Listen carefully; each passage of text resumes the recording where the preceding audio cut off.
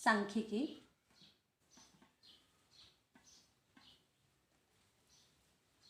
तासिका क्रमांक 1. सांख्यिकी ही एक गणिताची स्वतंत्र शाखा आहे. त्याला आपण स्टॅटिस्टिक्स म्हणतो, की ज्याच्यामध्ये संख्यांचा विचार केला जातो. कच्ची सामग्री आपण त्याला म्हणतो. ते पुढं सगळं शिकणार आहोत आपण, की त्या कच्च्या सामग्रीवर काही प्रक्रिया करतो आपण आणि त्या प्रक्रियेतून वेगवेगळ्या संकल्पना आपल्याला स्पष्ट करतात. त्याच्यामध्ये पहिला भाग आहे तो सरासरी. बऱ्याच वेळा नेहमीच्या उदाहरणामध्ये समजा एखादा चॉकलेटचा डबा आहे आणि त्याच्यामध्ये एकूण 600 चॉकलेट आहेत आणि बघा चॉकलेटची संख्या 600 आणि विद्यार्थी आहेत 50. एकूण विद्यार्थी वर्गातले 50 आहेत. तर आपण विचार केला पाहिजे की प्रत्येक विद्यार्थ्याला किती चॉकलेट येतील. मग इथं आपण काय करतो साधारणतः, तर 600 भागिले 50. मग इथं समजा 5 एके 5, 5 दुनी 10, की सगळ्यांना सारखी चॉकलेट वाटायचे. तर आपण काय म्हणू, 12 आपण प्रत्येकाला चॉकलेट देऊ शकतो. तर तो डबा सर्वांना सारख्या पद्धतीनं चॉकलेट मिळतील. किंवा एखाद्याला शाळेत जाण्यासाठी दररोजचा काही वेळ लागत असेल, कधी त्याला 28 मिनटं लागत आहेत, कधी 30 मिनटं लागत आहेत, कधी 27 मिनटं लागत आहेत. अगदी तो स्पीडमध्ये गेला तर कधी 26 मिनटं लागतील. किंवा अगदी खूप जेवण करून निघालेलं आहे शाळेत तर कधी 32 मिनटं लागतील. आणि मग सरासरी किती वेळ लागतो हे करताना आपण काय करणार आहे, तर या सर्वांची बेरीज भागिले 5. दुसरं एखादं उदाहरण बघूया, की आपण एखादं काम करताना असं म्हणतो की बघा मला ते काम बहुतेक 1 तासाभराचं काम आहे.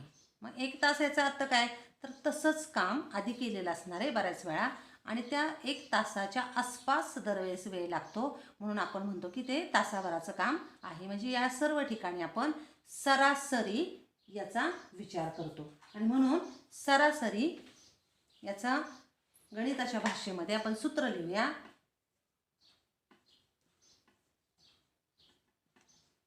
सरासरी बरोबर सर्व प्राप्तांकांची बेरीज. सर्व प्राप्तांक म्हणजे आता आपण जसं पाहिलं होतं लागलेला वेळ, तर ते सर्व घटक किंवा त्या सगळ्या संख्या म्हणजे त्या प्रत्येक संख्येला आपण प्राप्तांक म्हणतो. त्याला रॉ मटेरियल म्हणतो आपण. सर्व प्राप्तांकांची बेरीज भागिले एकूण प्राप्तांक किंवा एकूण प्राप्तांकांची संख्या.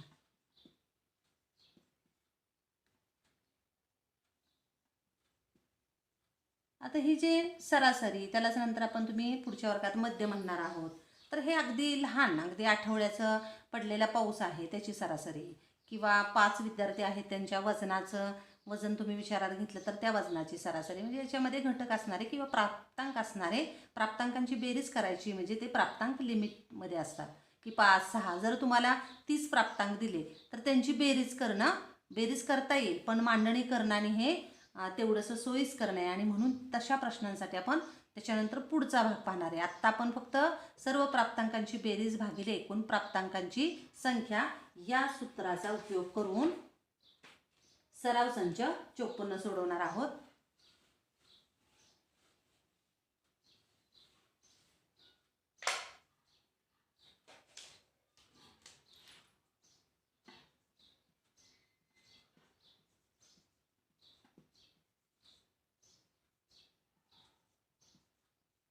सराव संच 54 त्यातलं पहिलं उदाहरण घेऊया. काय म्हटले बघा, एका शहरामध्ये एका आठवड्यात पडलेला पाऊस मिलीमीटरमध्ये दिलेला आहे. त्यावरून आठवड्याची पावसाची सरासरी काढा. जसं आपण चॉकलेटचं उदाहरण पाहिलं किंवा एखादा खाऊ वाटायचं आहे आपल्याला, तर सर्वांना सारखा, तसा हा पाऊस सर्व दिवशी सारखा ठरवला पण सारखाच आहे. म्हणजे कमी जास्त पाऊस पडलाय पण सर्व दिवसांना सारखाच तो पाऊस दिला तर किती येईल हे उत्तर आपल्याला काढायचं आहे. आणि मग माहिती आपल्याला प्राप्तांक दिलेले आहेत 9, 11, 8, 20, 20 नंतर 10,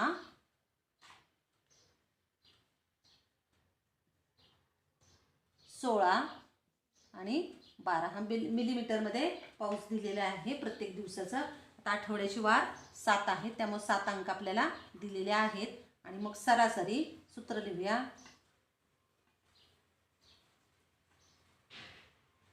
बरोबर सर्व प्राप्तांकांची बेरीज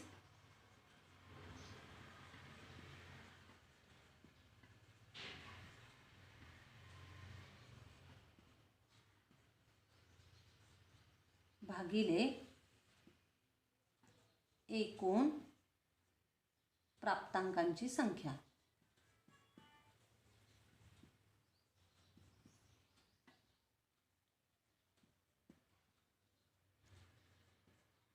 सर्व प्राप्तांकांची बेरीज म्हणजे 9 अधिक 11 अधिक 8 अधिक 20 अधिक 10 अधिक 16 अधिक 12 भागिले एकूण प्राप्तांक किती आहेत? 1 2 3 4 5 6 आणि 7. आणि म्हणून प्राप्तांकांची संख्या किती आहे? 7. मग यांची बेरीज करूया. बघा तुमच्या पद्धतीनं बेरीज करायचं. 11 आणि 9 20, 20 आणि हे 8 28 आणि 20 48 आणि 10 58, 58 आणि हे 28 बेरीज 16 आणि 12ची 8 आणि 8 16 86. म्हणजे बेरीज किती येते? 86 भागिले 7. अगदी मोठे अंक वगैरे असतील तर एकाखाली एक मांडून आपल्याला बेरीज करता येते. आता 86ला 7ने भागायचे. 7 एके 7 वजाबाकी भागाकार माहिती आहे तुम्हाला. 8तून 7 गेले 1 वरून घेतले 6 7 दुने 14 2 राहिले.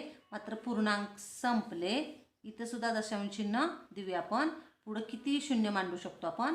मग एक शून्य घेतला. 7 दुने 14 राहिले 6. बघा इथं 6 राहिलेत. परत वरून घेतले शून्य.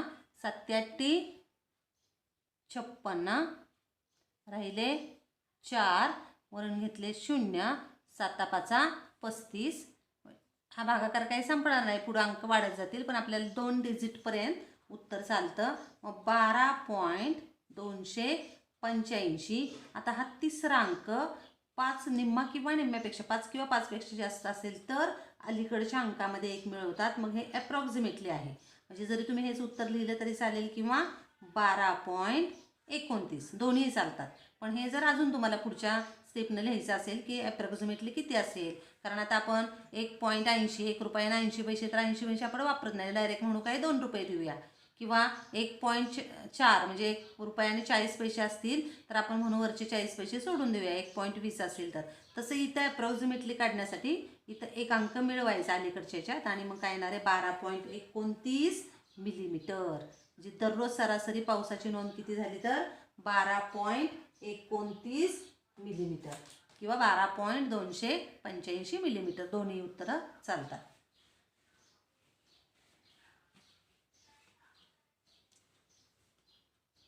का दुसरं उदाहरण असेल बघूया. शाळेच्या स्नेहसंमेलनामध्ये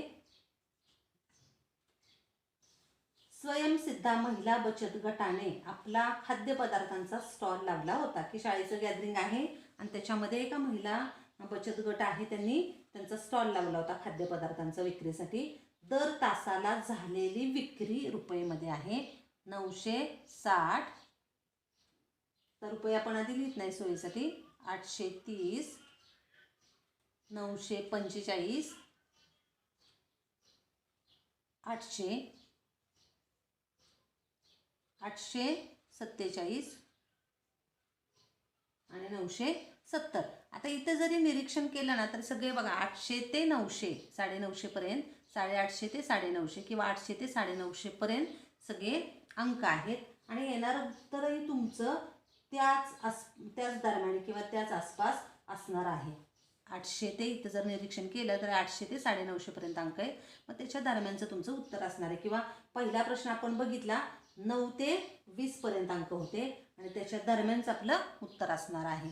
मग आता इथं सुद्धा सूत्र लिहूया. सरासरी बरोबर मध्यमान असंही म्हणतात, ते पुढच्या इयत्तामध्ये आपण बघणार आहे. सरासरी बरोबर सर्व प्राप्तांकांची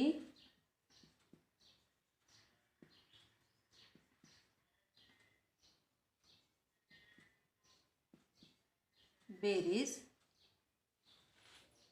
भागिले एकूण प्राप्तांकांची संख्या किंवा एकूण प्राप्तांक असं म्हटलं तरी चालतं. मग सर्व प्राप्तांकांची बेरीज म्हणजे 960 अधिक 830 अधिक 945 अधिक 800 अधिक 847 अधिक 970 आणि एकूण प्राप्तांक किती आहेत? 1 2 3 4 5 आणि 6. एकूण प्राप्तांक किती आहेत? 6. आता इथं बेरीज करताना डायरेक्ट करा किंवा एकम स्थानचा अंक घेऊया दशक स्थानचा, आणि तुम्हाला लक्षात येत नसेल तर उभ्या पद्धतीने मांडणी करायची. बेरीज तीच येईल बघा. आता एकम स्थानचे अंक मोजतोय आपण. 7 7 आणि 5 12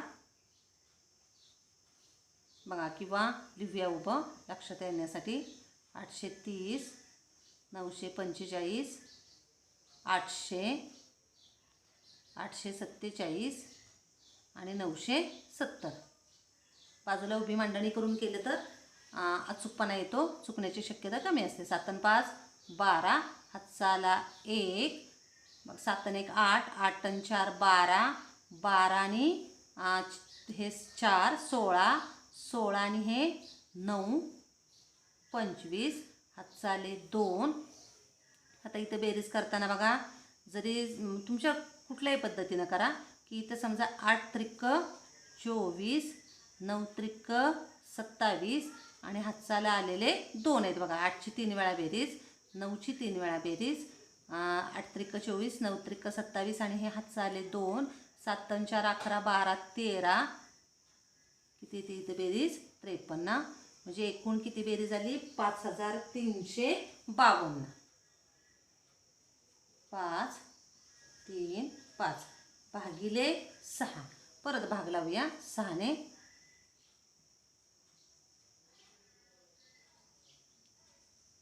5 घेतले, भाग लागला शून्याचा, ते लिहित नाही आपण. पहिले 2 अंक लक्षात घेऊया. मग 6 8 किती येणार आहे? 6 8 48.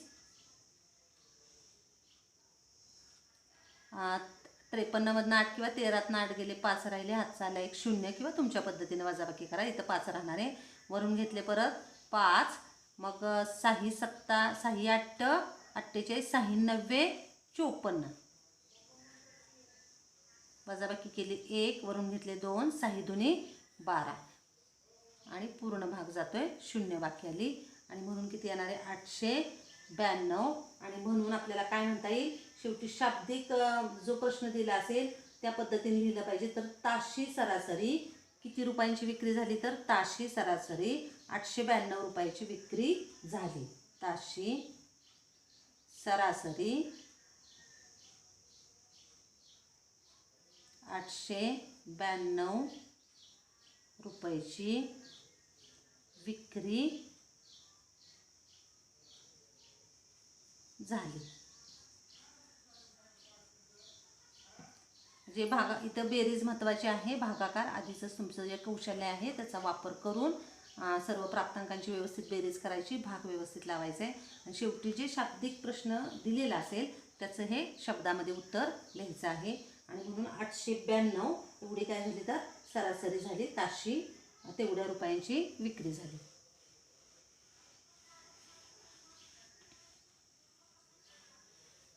आता तिसरा प्रश्नही अगदी असाच आहे. विदर्भामध्ये 5 वर्षात पडलेल्या पावसाचे म्हणजे 5 अंक दिलेले आहेत, अंक सगळे मिलीमीटरमध्ये दिलेले. तर तो प्रश्न तुम्हाला अगदी असाच पहिल्या दुसऱ्यापेक्षाही सोपा आहे, तर तो तुम्हाला सोडवता येईल. तिसरा प्रश्न तुम्ही सोडवा. चौथा एक घेऊया, अपूर्णांकामधले अंक आहेत म्हणून. एका शेतकऱ्याने पशुखाद्याची पोती आणली, त्यांची वजने किलोग्रॅममध्ये दिलेली आहेत. पशुखाद्य आहे, त्याचं पोत आणले. प्रत्येक पोत्याचं अगदी ॲक्युरेट तेवढंच वजन असेल असं नाही, थोडाफार फरक पडलेला आहे ग्रॅममध्ये वगैरे. तर बघूया काय वजनं दिलेली आहेत ती लिहूया. किलोग्रॅममध्ये आहेत 49.8. दुसरं पोतं घेतलं तर 49.7. 1चा फरक पडलेला आहे, 100 ग्रॅमचा फरक आहे. 49.5 नंतर 49.3 50, नंतर 48.9 49.2 आणि 48.8. किती आहेत पोते बघा, 1 2 3 4 5 6 7 आणि 8 पोत्यांचं आपल्याला वजन दिलेलं आहे. त्याची सरासरी काढायची. सूत्र लिहूया. सरासरी बरोबर सर्व प्राप्तांकांची बेरीज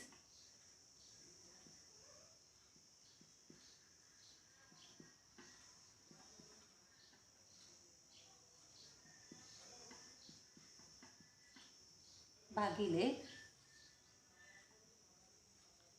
एकूण प्राप्तांकांची संख्या.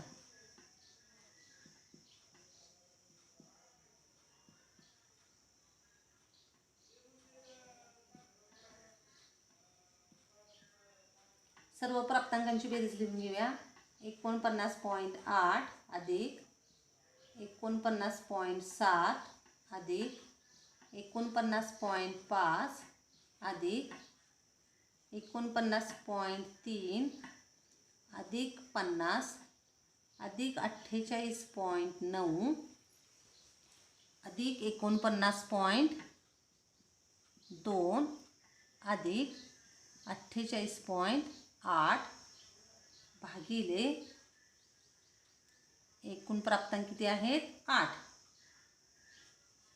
आता ही सुद्धा बेरीज तुम्हाला अशी जर अवघड वाटत असेल तर एकाखाली एक मांडूया आपण. 49.8 49.7 नंतर 49.5 49.3 हे 50 इथं 0.0 लिहूया. 48.9 49.2 आणि 48.8 यांची बेरीज करतोय आपण. बघा आता बेरीज करताना एकम स्थान दशांश चिन्हाच्या पलीकडचे हे अंक घेऊया. एकाखाली एक येते. 8 आणि 2 10 10 19 20 21 22 22 आणि 5 27 27 आणि 7 34 34 आणि 8 42 चाले 4. पुढं आता ही बेरीज करूया. कशी आहे तुमच्या पद्धतीने? 1 2 3 4 5 म्हणजे 9 5 आहे 45 आहे. 8 दुनी 16 आहे आणि 2ची बेरीज म्हणजे 9 हे 5 वेळा आहे म्हणून 9 5 45 घेतलं मी. 8 हे 2 वेळा आहे म्हणजे 16 घेतलं. आणि हातचाला आलेले किती आहेत? 4 आहेत. इथं किती घेतले पाहिजे होते? 4. बघा 9 5 45 8 दुनी 16 आणि हातचा आलेले 4 आहेत. मग किती बेरीज येणार आहे बघा त्यांची? तर 6 4 10 5 15 हातचाला 1 किती येते? 65. 65शी काय येणार आहे इथं? 5 हातचाले परत 6. आणि मग यांची बेरीज करताना परत 1 2 3 हे पण एकदाच धरूया. परत 1 धरूया. 1 2 3 4 5 6 7 8 8 आहेत. 8 चोक 32 आणि हा 1 जादाचा आणि हा 607 आणि मग बेरीज केली तर किती येणार आहे? 39. आणि म्हणून इथल्या बेरीजा वगैरे तुमच्या पद्धतीने तुम्ही करायचे. म्हणजे जरी तुम्ही 4 आणि 4 8 असं मोजत बसला तरी चालते. आणि किंवा 1 2 3 4 5 6 7 7 चोक 28 आणि हे 5 आणि हे 6 11 कशी करा बेरीज? किती येते? 39. मग 395.2 395.2 भागिले किती आहे? 8. परत भाग लावूया आता.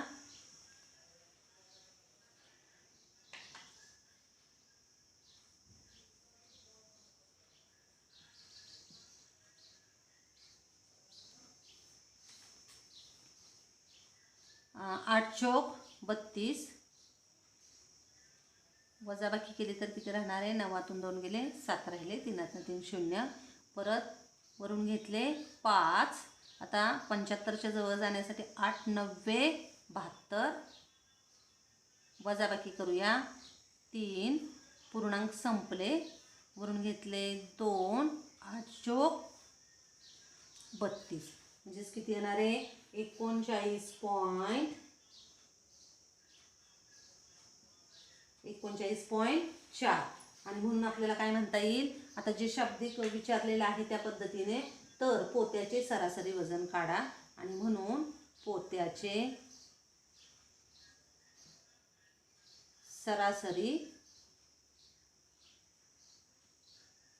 वजन, आता हे कशामध्ये दिलं होतं आपल्याला, किलोग्रॅममध्ये. म्हणजे हे पण उत्तर लिहिताना 39.4 किलोग्रॅम ज्या पद्धतीने दिले तसंच आपल्याला लिहिता येईल. सरासरी पोत्याचं वजन 39.4 किलोग्रॅम. तर बघा आजच्या तासिकेमध्ये आपण की सरासरी हे सूत्र किंवा कधी वापरतो आपण, तर कमी प्राप्तांक दिलेले असतील आणि सरासरी आपल्याला प्रत्येकाला सारखी वस्तू वाटायची आहे किंवा प्रत्येक पोत्यामध्ये सारखं आपल्याला धान्य भरायचं आहे.